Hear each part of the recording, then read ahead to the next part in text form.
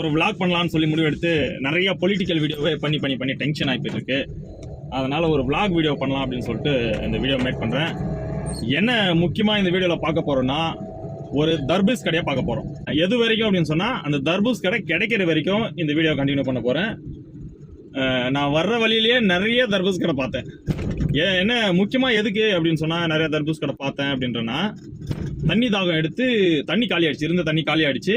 அதனால தண்ணி தாகம் எடுத்து ஒரு அரை மணி நேரம் ஆச்சு. அரை மணி நேரத்தில் தொண்டெல்லாம் வறண்டி போயிடுச்சு. அதனால சரி ஓகே, ஒரு தர்பூஸ் பழம் சாப்பிட்டோன்னா அந்த அந்த தண்ணி ரெக்குவயர்மெண்ட் கொஞ்சம் கம்மியாகும் அப்படின்னு சொல்லிட்டு பிளான் பண்ணேன். அதனால கடையை பார்த்துட்டு இருக்கிறேன். நிறைய கடை கிடைச்சிது, கடை இல்லைன்ட்டு சொல்ல முடியாது, கடை கிடைச்சிது. அத்தனை கடையில் ஒரு இடத்துல கூட பார்க்கிங் இல்லை. நமக்கு வண்டி நிறுத்திட்டு போயிட்டு பழம் சாப்பிட்ற அளவுக்கு பார்க்கிங் இல்லை. எதுக்காக இது சொல்கிறேன்னா, இந்த ஃபீல்டை தேர்ந்தெடுக்கிறேன், நான் சிட்டியிலே ட்ரக் ஓட்ட போகிறேன், சிட்டியில் டிரைவிங் பண்ண போகிறேன் அப்படின்னு சொல்லி யாரெல்லாம் சொல்கிறீங்களோ அவங்களுக்காக தான் முக்கியமாக இந்த வீடியோ. வர வேணான்னு சொல்லலை உங்களுக்கு, ஓகேங்களா? இங்கே பாருங்கள், அப்படியே பாருங்கள், உங்களுக்கு காமிக்கிறேன் பாருங்க மக்களே. அங்கே ஒரு கரும்பு ஜூஸ் கடை தெரியுதா? தெரியும் பாருங்க. ஆனால் பார்க்கிங் இல்லை. நிற்க வச்சு நான் அந்த கரும்பு ஜூஸை சாப்பிட்றதுக்கு பார்க்கிங் இல்லை. ஓகேங்களா? ஓகே, நெக்ஸ்ட்டு பார்க்கலாம். கரும்பு ஜூஸோ இல்லை ஏதோ ஒரு ஜூஸோ, ஆரஞ்சு ஜூஸோ இல்லை ஒரு தர்பூஸோ ஏதோ ஒன்று சாப்பிட்றதுக்கு நமக்கு ஒரு கடை கிடைக்கணும், அவ்வளோதான். கடை வித் பார்க்கிங். அதனால் இதில் நம்ம இந்த ஃபீல்டில் மிகப்பெரிய கஷ்டத்தை அனுபவிக்க போகிறது எந்த இடத்துல அப்படின்னு சொன்னால், பார்க்கிங்கிற இந்த இடத்துல தான். ஹோட்டல்ஸ் மத்தியானம் லஞ்சு சாப்பிடும்போது ஹோட்டல்ஸ் தேடுவோம். வீட்டில் சாப்பாடு எடுத்துகிட்டு வரலன்னா ஹோட்டல்ஸ் தேடுவோம். ஹோட்டல்ஸ் தேடும்போது இதை விட மிகப்பெரிய ஒரு கஷ்டமாக இருக்கும். அதனால் பார்த்து சூஸ் பண்ணுங்கள். இந்த ஃபீல்டை சூஸ் பண்ணணும்னு நினைக்கிற யாராக இருந்தாலுமே பார்த்து சூஸ் பண்ணுங்கள். வர வேண்டான்னு சொல்ல, இந்த கஷ்டத்துக்கு தாங்க முடியும் என்னால் அப்படின்னு சொல்லி உங்களால் முடியும்னா மட்டும் வாங்க. அப்படியே காட்டுறேன் பாருங்கள் மக்களே. எனக்கு ரைட் சைடில் அங்கே பாருங்கள் என்ன இருக்குது, இளநீ கடை இருக்கா? இங்கேயும் பார்க்கிங் இல்லை, சரியா? இளநீ கடையிலையும் பார்க்கிங் இல்லை. இவன் யாரு ஒட்டிக்கிட்டு வரானே? ஏன் தான் இப்படி ஒட்டிட்டு வராங்கன்றது ஒன்றுமே புரிய மாட்டேங்குது நமக்கு. அதாவது போங்க, ஒன்று முன்னாடி போங்க, பின்னாடி போங்க. ஒட்டிக்கிட்டு அணைச்சிக்கிட்டு வந்தா நம்ம எங்கத்துலேருந்து நம்ம வண்டியை எடுத்துகிட்டு போய்ட்டு ஒதுக்கு போகிறோமோ நம்ம கொண்டு போகிறதுன்னு தெரியல. சரி போட்டோம். பார்த்தனா மக்களே, இல்லை ரைட் சைடில் இருக்குது கடை, ரைட் சைடில் இருக்குது.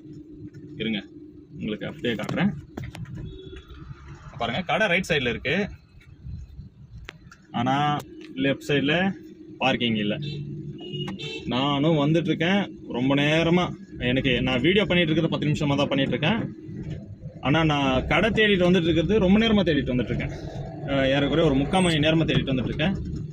வேறு வழி இல்லை. இந்த மாதிரி டைமில் நம்ம நடக்கணும்னு சொல்லி ரோடு சென்டரில் நிறுத்திட்டு போயிட வேண்டியது இருக்குது. இங்கே பாருங்கள், இங்கே கூட ஒரு இளநீ கடை இருக்குது. பாருங்கள் மக்களே, இளநீ கடை அங்கே ஒன்று இருக்குது. இங்கே ஒரு தர்பூஸ் கடை இருக்குது பாருங்கள் மக்களே. இந்த இடத்துல பார்க்கிங் இல்லை. ஆனால் இது தர்பூஸ் நமக்கு இல்லை, அது ஃபுல்லாக வாங்குறவங்களுக்கு. முழு காயை வாங்கி கொண்டு போகணும் வீட்டுக்கு, அப்படிப்பட்டவங்களுக்கு தான் அதே இடம்.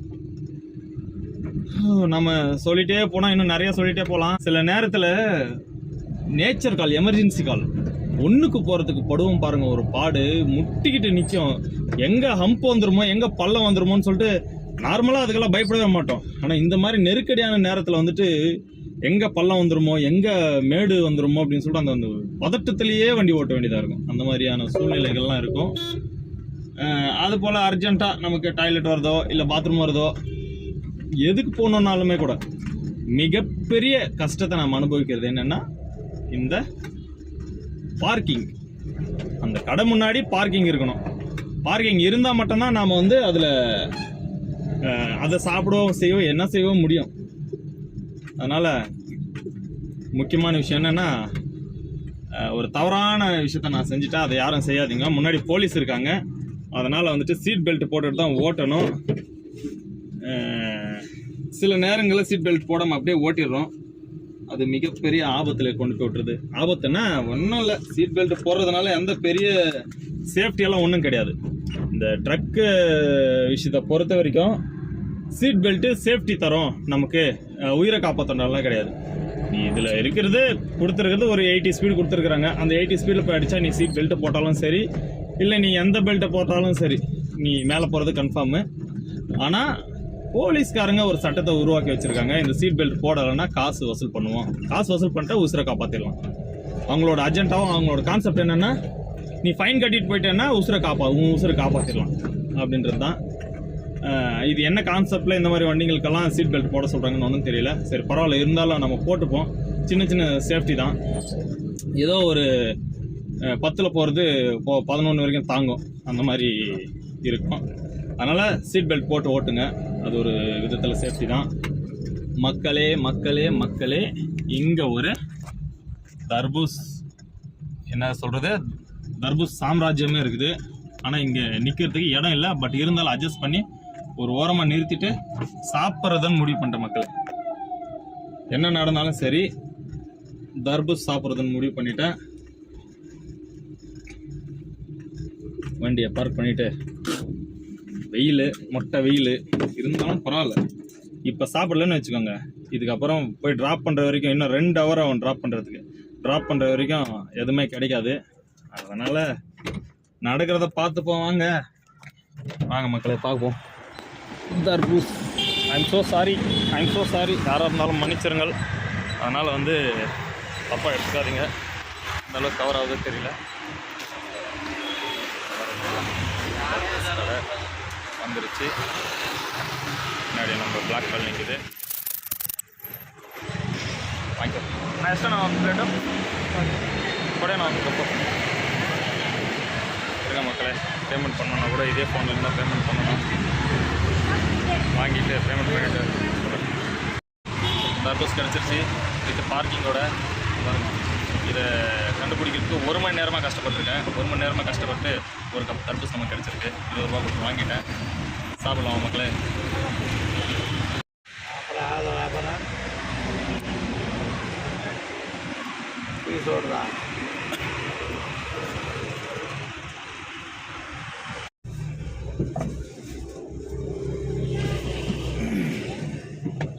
ஒரு கப் சாப்பிட்டு ஒரு கப் பார்சல் வாங்கிட்டு வந்த மக்களே. இதுதான் கார் டிரைவர்ஸ் எப்படியோ தெரியாது, ட்ரக் டிரைவர்ஸோட லைஃப் இப்படி தான். உங்களுக்கு தேவையான சில விஷயங்கள் தேவையான நேரத்தில் கிடைக்காது. சில நேரத்தில் வீட்டுக்கு எதனா வாங்கிட்டு போகலான்னு ஆசைப்படுவோம். அதுக்கு கூட இதே சேம் ப்ராப்ளம் தான். பார்க்கிங் கிடைக்காது. நாம் டேஸ்டியான பொருட்களை ஒரு கடையில் பார்ப்போம், ஆனால் அந்த இடத்துல பார்க்கிங் கிடைக்காது. அந்த இடத்துல வண்டி நிற்க வச்ச இடம் கிடைக்காது. நல்ல பெரிய பார்க்கிங் இருக்கிற ஒரு இடம் இருக்கும், ஆனால் அந்த ஹோட்டலில் சாப்பாடு நல்லா இருக்காது, அந்த இடத்துல பொருட்கள் நல்லா இருக்காது. ரெண்டுமே நல்லா பார்க்கிங் இருக்கும், ஹோட்டலும் நல்லா இருக்கும். ஆனால் திடீர்னு ஒரு ஃபோட்டோ பிடிச்சி கேஸை போட்டு வச்சுருப்போம் போலீஸ்காரங்க. அது நார்மலாக நோ பார்க்கிங் போர்டும் இருக்காது, ஒன்றுமே இருக்காது. ஒரு நாள் விதன் சௌதா உள்ளே போகும்போது, நீ விதன் சௌதா உள்ள வந்தது தப்புன்னா, சரி நான் வரக்கூடாதுன்னா முன்னாடி ஒரு போர்டு இருக்கணும்ல, ஒரு போர்டு இருந்தால் தானே இது வந்து நோ என்ட்ரின்னு எங்களுக்கு தெரியும் அப்படின்னு சொல்லி கேட்டால், எங்கேயாச்சும் ஒரு இடத்துல இருந்திருக்கும், நீ பார்த்துருக்க மாட்டேன் அப்படின்னு சொல்லிட்டு ஒரு பொறுப்பற்ற பதிலை சொல்கிறாங்க. இருந்தாலும் ஃபைன் கட்டிட்டு வந்தேன். பரவாயில்ல, நோ ப்ராப்ளம். இந்த மாதிரியான சிக்கல்கள், இந்த மாதிரியான பிரச்சனைகள் இருக்குது.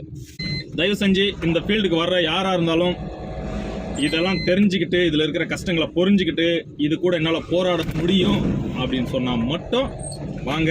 You are always welcome. கண்டிப்பாக இதில் இருக்கிற உள்நுணுக்கங்கள் இன்னும் என்னென்ன இருக்கோ எல்லாம் சொல்கிறேன். இன்னொரு பிரதர் வந்து கமெண்ட்டில் வந்து இதோட வண்டியோட மைலேஜ் எவ்வளோ போடுங்கன்னு கேட்டாங்க. கண்டிப்பாக மைலேஜ் மட்டும் இல்லை, இந்த வண்டியோட மொத்த ரிவ்யூவும் 1 இயர் நான் யூஸ் பண்ணியிருக்கேன். 1 இயருக்கான என்னென்ன இதில் ப்ரோஸ் அண்ட் கான்ஸ் எல்லாத்தையுமே நான் வீடியோ மேக் பண்ணி போடுறேன் மக்களே. அது அடுத்த வீடியோ வரும் மேபி. நம்ம சேனலை சப்ஸ்கிரைப் பண்ணாதவங்க சப்ஸ்கிரைப் பண்ணிட்டு வீடியோ பண்ணுங்க மக்களை, சப்போர்ட் பண்ணுங்கள். இன்னும் நிறைய வீடியோக்கள் கண்டிப்பாக தரமான வீடியோக்கெல்லாம் மேக் பண்ணி போகிறேன். நன்றி, வணக்கம், பாய் மக்களே.